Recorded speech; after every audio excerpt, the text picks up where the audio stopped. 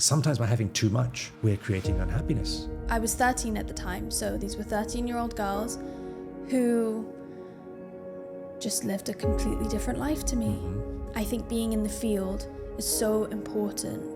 As a charity, as an NGO, should you be spending money on promoting Instagram, etc.?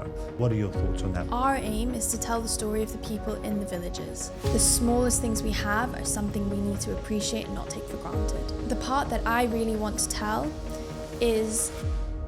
Hi Tia, Hi. nice to meet you. Really wonderful to be working with you, to have you on board at Project Margie. Your enthusiasm, I've loved every minute of how it started and I hope it's going to go a long, long way. But why don't you tell me and everyone watching what's attracted you to work for Project Margie, to work for me, to work for the cause? Tell us some things that have hooked you.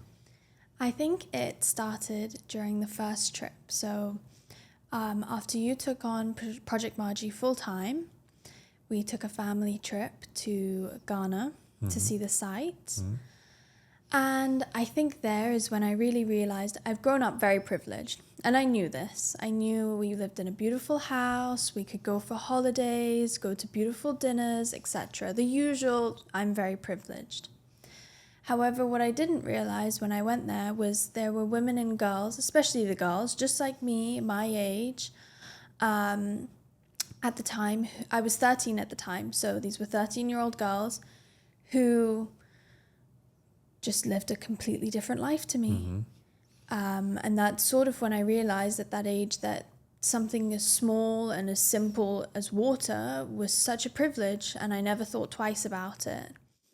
So seeing these girls just sort of made me even more grateful and even more grounded to the fact that just because I was born somewhere else, I grew up somewhere else, impacted my whole life and changed the whole trajectory of my life compared to these girls who were born and raised in the village in Ghana, same age and everything.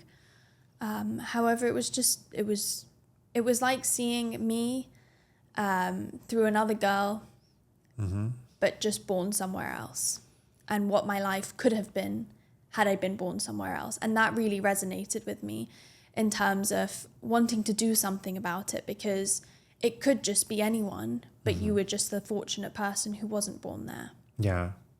And is that why, instead of, as many people would do, and I don't want to say anything wrong with that, but many people would do, they would see something like this, it will affect them, they'll donate to a charity, but you chose to get much more involved. Why did you want to take that extra step? I'd like to think it was the encouragement from you starting it. So seeing that it is possible to help. I mean, growing up, the natural thing is to just donate and you feel good about yourself. And of course, this is impactful and it helps.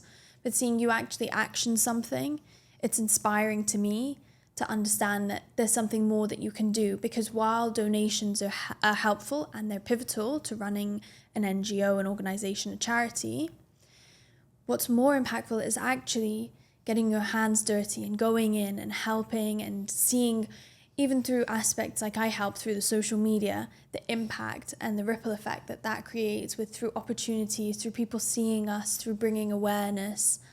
I think being in the field is so important compared to just writing a check and being done. Even though that is important, being in the field provides so much more help and so much more awareness.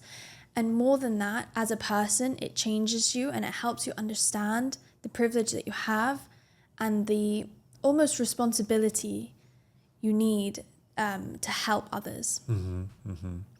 That's great, and I think what you say about social media, it's similar to me. That I took a view that running Project Margie was going to be like running a business, just not profit as our North Star, but impact as our North Star. But I took the knowledge that I have and thought that I could deploy that to do good.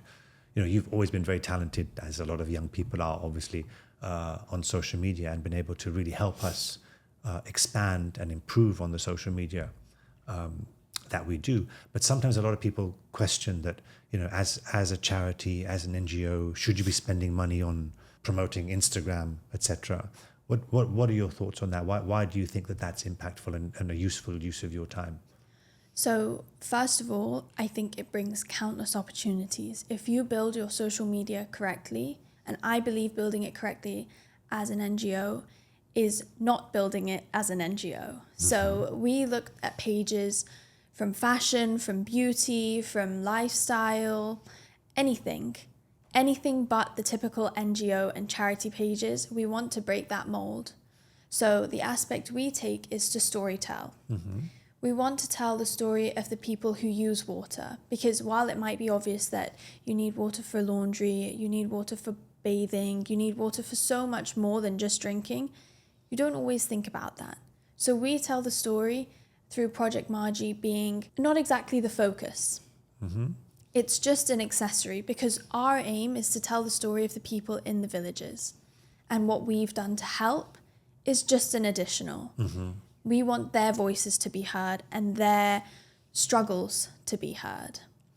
And that's why it's been beneficial to not just promote us as a charity and ask for donations.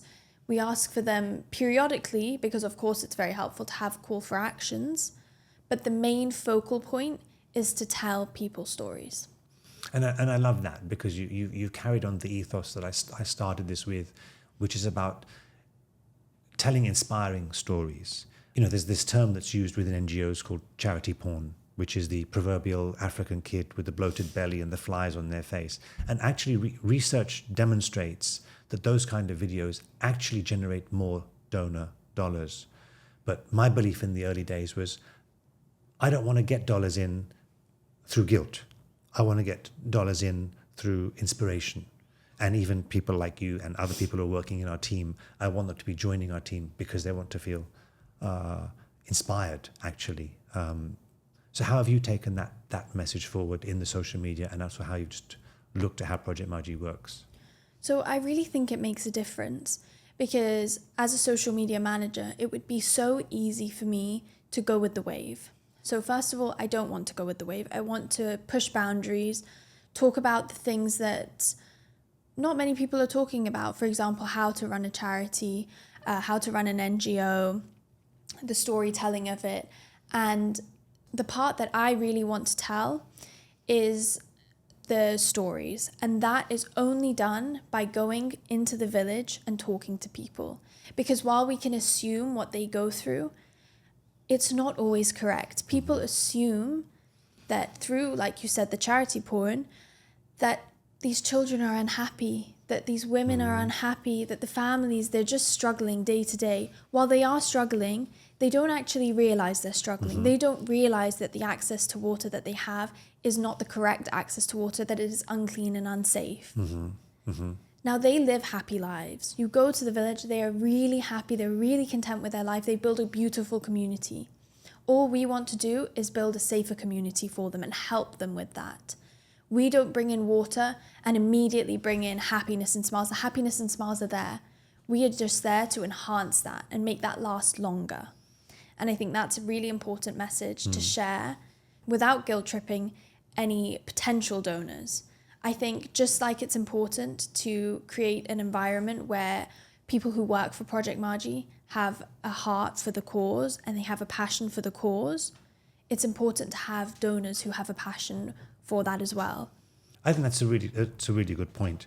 And you talk about happiness in communities and compare that to how we are in the world today. Some of the really most touching things I've seen, and you've been with me on some of them, is, for example, when we go to villages, and you're right, they're happy, they're living very contented lives. In fact, some of the things they don't have, even like clean water, they're not aware that they don't have it. So they're not living miserable lives and saying, "Where's my clean water?" They don't know. And when we go in and gift the village something as simple as a football, you see the enjoyment on the collective faces. No one's grabbing and saying, "That's mine," but it's a community thing, and they enjoy it. And you compare that to some of your peers and some of the kids and teenagers today who might be upset because they don't have the latest iPhone, or they were given a hand-me-down from their parents and didn't get the latest iPhone 17 or whatever the number is. Sometimes by having too much, we're creating unhappiness in our lives. So that's something that always touches me. What do you think about that aspect of these communities? It really is the simple joys. I mean, the first thing that I can think of was during the recent trip, 2024 summer, when we were filming for the documentary, specifically the trailer. we had a young girl, AIE, who we had to shoot across the river. So we took her on a little boat ride, and the smile that she had and the happiness she had, and I took a little video with her, and she was so excited to even see the video, to see us on the boat. And it was just, it's very grounding, and it really makes you think to enjoy the simple pleasures, because somewhere along the line, something as small as that, something as small as a beautiful walk, good glass of water, I mean, really, the simplest things get lost in translation, and they just become the norm. When for people who don't have anything, these are the things that put such a big smile on their face and really lift up their day, that I think it's actually something that we can learn from them. And it's something we can take from them to almost enhance our lives and appreciate more what we have, because beyond the fancy dinners, beyond the amazing trips we can go on, the smallest things we have are something we need to appreciate and not take for granted. I think that's such a beautiful message. Thank you for that. Thank you. Thank you for everything you're doing for us. Of course.